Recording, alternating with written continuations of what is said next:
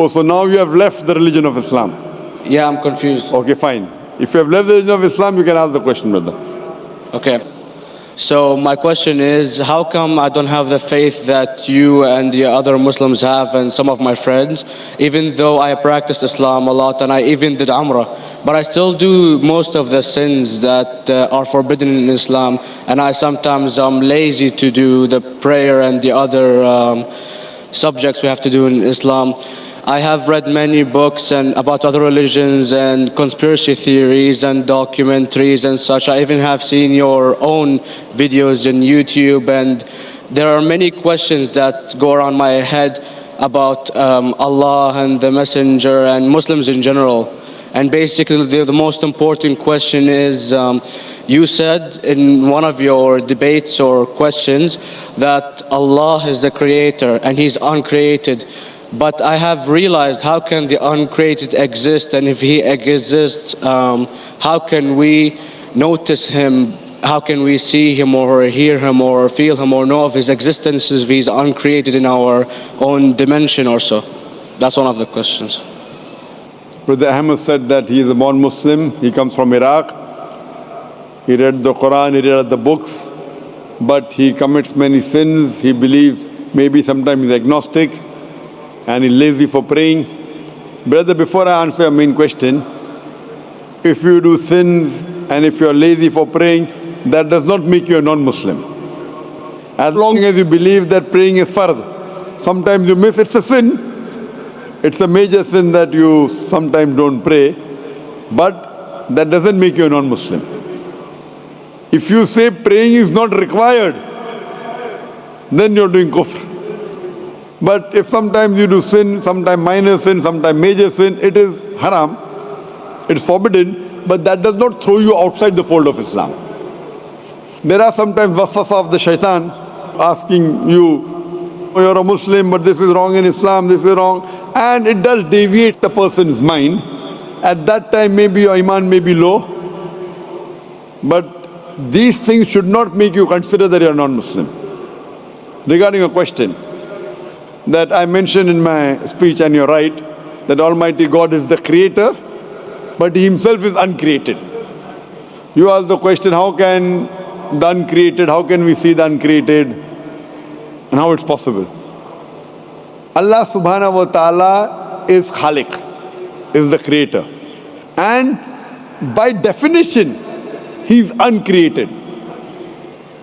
Because normally people say that when they try and prove in logic that everything has a creator, who created this table, the carpenter, from where he got, from the tree, who created the tree, so it goes back to Allah.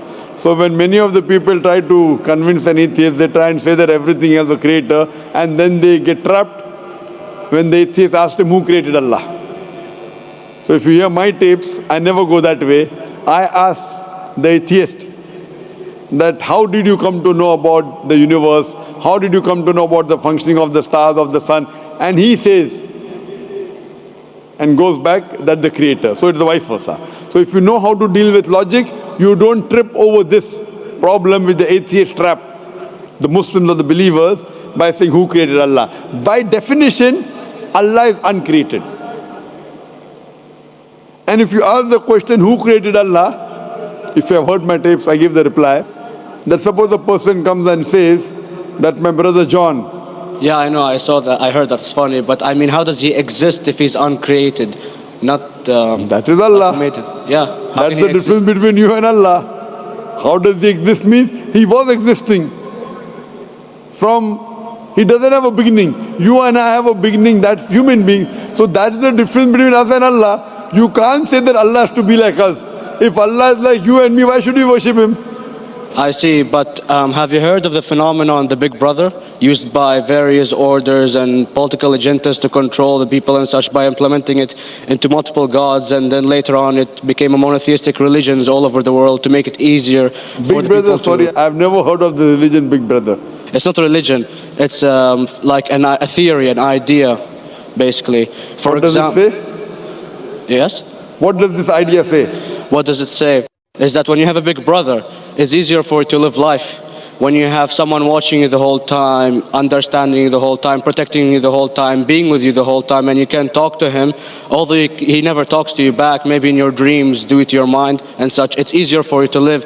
While a human who does not have a big brother and is not easily controlled into doing so and is having complete freedom is a danger for the major ruling powers and such.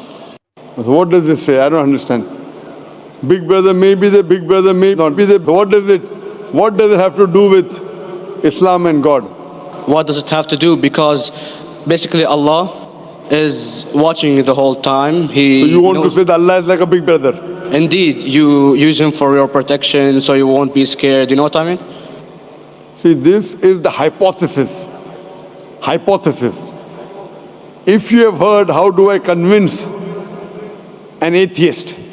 If you have heard my answer, that you said that you're agnostic, you're atheist. Yeah. So first thing I do to an atheist is I congratulate him. What? I congratulate him. Have you heard my answer of atheist? Yeah, you congratulate them and stuff. But I haven't seen your debates with the atheist. I just saw your answers on some questions. Fine, so you haven't seen the answer of atheist.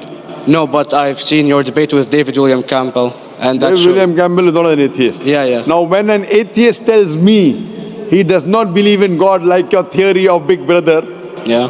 and if you believe in that theory, I will ask you, first thing I do to the atheist, I congratulate him. You know why?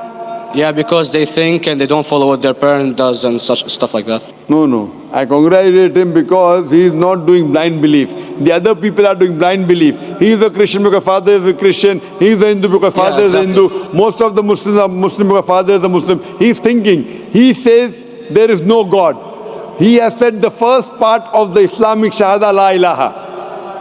The reason I congratulate him is because he has said the first part of the Islamic Shahada, Islamic creed, La ilaha. The only thing I have to do is illallah, which I shall do inshallah. So if you have heard my answer, an atheist becomes an atheist because he believes in science, he believes in logic. Or I ask him that if an equipment is bought in front of him, which no one in the world has ever seen, and if the question is asked, that who will be the first person who will be able to tell you the mechanism of this new equipment? What is the answer? Of course, he's going to tell you the producer or the maker of this equipment. Creator, producer, maker. So when we ask him questions that how did this universe come into existence, he will talk about the Big Bang. This what we're going to talk is already mentioned in the Quran 1400 years ago in Surah Anbiya chapter number 21 verse number 30. Avalam yaral lazina kafaru anna samawati wal arda kanat ratkum fataqnahuma. Do not the unbelievers see that the heavens and the earth were joined together and we clove them asunder. This what you came to know 50 years back is mentioned in the Quran 1400 years ago. Who could have mentioned that? Well, in various civilizations in like 2000 or 5000 BC before Islam came or Christianity itself, there was various civilizations that are good in astronomy and they know more about our solar system than we do now, sadly. Brother, your knowledge of science is little, not in-depth. I do agree. There are certain things which were known as hypotheses. For example, we came to know, we were proved that the earth was spherical in 1577. I know that in 6th century BC, there were Pythagoras who believed that the earth was spherical. But the same Pythagoras who believed the earth was spherical also believed that the earth was the center of the universe, which is wrong.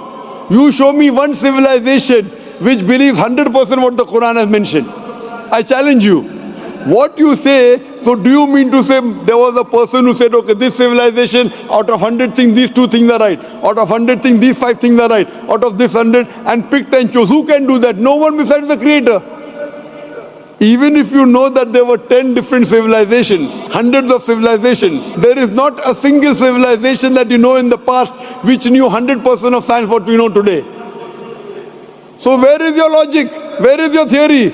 I do know that certain things were hypotheses which were proved later on, but there is not a single civilization which knows everything what is mentioned in the Quran. So the answer goes back to the original question, who could have collected this in the Quran? Someone 1400 years back, could he do and say, okay, out of these 100 things, these 3 are right, out of these 100 things, these 2 are right, out of this, it's not possible. Mathematically, it's not possible. Well, you never gave the idea of extraterrestrials or so. I mean, knowledge is power, and Brother, I'm asking you a simple question. We are not come here to have a debate. yeah. I'm asking you a question. Point out a single civilization. You're asking something else. Yeah, We are alright. not here to discuss. You can come in the room and discuss. You ask a question, I'm giving you the answer. You gave about old civilization. I told you you're right. But out of 100 things, 98 they were wrong. So I'm asking you, who could have mentioned this in the Quran? You're talking something else now. Yeah, well, I'm asking telling you a simple question, 2 plus 2 equal how much? You're saying, I'm telling you 3 multiplied by 3 is how much? I'm asking a name, you're telling that where do you live? you know, I'm you're- asking a simple question, name me a single civilization which has everything what was mentioned in the Quran. Do you know of any or not? Yes or no? well, not everything, of course. Even not 10%. Why? Babylon knows of most of the planets and such. Planet is not the only thing mentioned in the Quran. There are Of course. 1,000 things mentioned in the Quran. To say what 1,000 things are mentioned in the Quran, 10% would be equal to 100 things. Did Babylonian civilization knew about 100 things mentioned in the Quran? No, because they You don't have the cannot. They IQ knew of that. 5 or 6 things. In percentage wise, very small.